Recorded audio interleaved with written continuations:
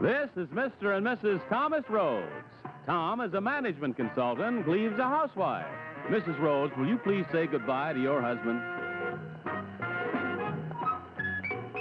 This is Jim Crowley and his wife, Hunka. Jim's in the catering business. Hunka is a housewife. Mr. Crowley, it's farewell time. Fred Alger is an investment counselor. Eleanor is a housewife. Mrs. Alger, off you go. Dick and Liz Metz have been married 4 years. Dick's a golf pro, Liz a model. Mr. Metz, please join the other three off stage. The rest of you stay right there as we play It Had to Be You. And here's your host, Ed McMahon.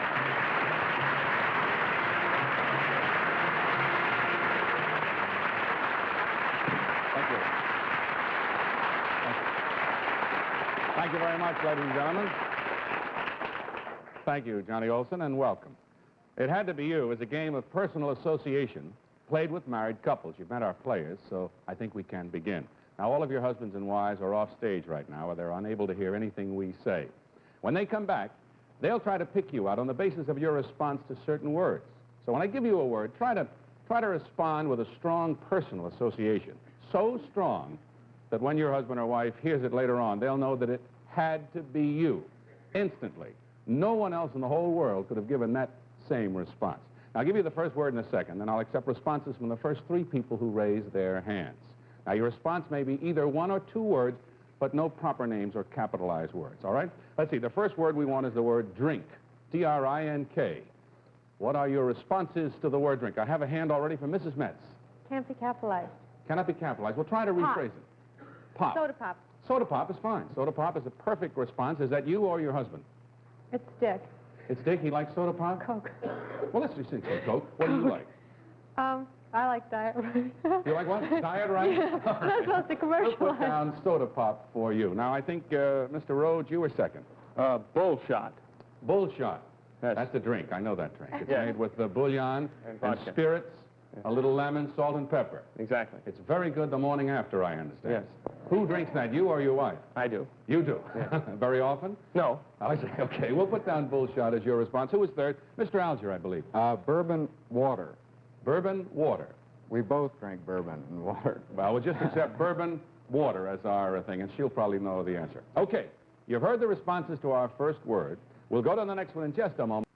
Okay, the next word now that I want you to respond to is the word bathing suit. I'll accept three responses to bathing suit. I think, Mrs. Crowley, you were first with your hand up. Pink bikini. A pink bikini. Is it one of yours, I hope? Is it? Could you just describe it to us? Well, it's very small. I think you've described it. Okay, Mrs. Crowley, we'll put down pink bikini. Mr. Alger, you were second. No bikini. Mr. Alger, I hope you have an explanation for that. What was that all about? Well, my wife has never had a bikini because she's never felt that her figure is quite, wrongly so, but never felt that her figure was quite good enough to have a bikini. I want to get this clear. You disagree with your wife. That's right. It's her idea that her figure wasn't good enough for the bikini. You think it is. That's right. Okay, I don't want to get you in any kind of trouble. We'll put that down. No bikini, but you'd like to see her in one. That's right. Mrs. Metz. Tank suit. Tank suit? For you or whom? For me. I swam competitively for about 8 years, and I think you'll recognize it. Tank suit. What is a tank suit exactly? It's a nylon racing suit, and it's very, very lightweight, and it goes into a ball about that big. If you want to stick it in your pocket, you can. That gives you an idea of their... Where does the name tank come from? I don't know. Swimming pool, a tank? I don't know. Oh, I see. As it sounded to me like it was one for a larger person, you know. I misunderstood it. But we'll accept tank suit as your response. Very good responses, by the way. Let's try one more word. Proposal. The word is proposal. Any responses? All right, I think Mr. Alger, you were first.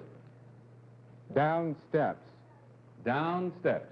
You fell down the steps right after you proposed. I proposed to my wife going after dinner, and we were just going down some steps. It was in San Francisco. We were up on a hill, and we were was out looking out over the water, and we were just... I proposed to her as we were going down the steps. Just kind of carried away with the spectrum. Got carried away with the whole thing. You didn't trip on the stairs or anything? No. All right, down steps we'll accept as your response. Mr. Rhodes, you were second. Bourbon crackers. Bourbon crackers. You seem to be kind of, I don't want to say you have a fixation about bourbon, but tell me about bourbon crackers, Mr. Rose. No wonder he needs bull shots. The night I proposed, I never drank bourbon, and my wife did and does, and I asked her to my apartment, and as a gesture, I bought bourbon, and I made some hors d'oeuvres, and I proposed. I think that's just wonderful. Proposal and bourbon crackers. All right, we'll accept that. Who was third? Mrs. Crowley. Is it allowed to say German restaurant, or is that a proper word? Oh, German is a proper word. Well, German restaurant. Could you say it some other way? Could you say... Germanic, I suppose, would be the same. No, foreign? How about foreign restaurant? Foreign restaurant? How about roast pork? All right.